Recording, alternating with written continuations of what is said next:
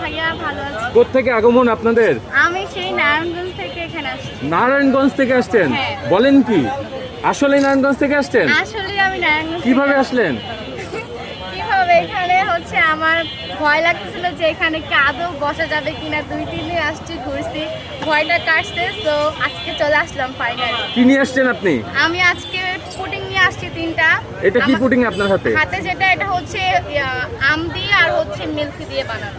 মিল্কটা কোথেকে সংগ্রহ করছেন? মিল্কটা আমাদের এখানে হচ্ছে ফার্ম আছে, ওইখান থেকে আমরা খাঁটি যে মিল্কটা ওইখান থেকে হচ্ছে সংগ্রহ করছি। আর আমটা একদম পিওর আম দিয়ে এটা বানানো। কিসের দুধ? গরুর দুধ না, অনেকেই তো আবার হচ্ছে ছাগলের দুধ দিয়েও বানায়। না, এটা গরুর দুধ। পাউডার দুধ দিয়ে বানান নাই তো না, আবার? না, না। আচ্ছা, কত রাখছেন? প্রাইস কত?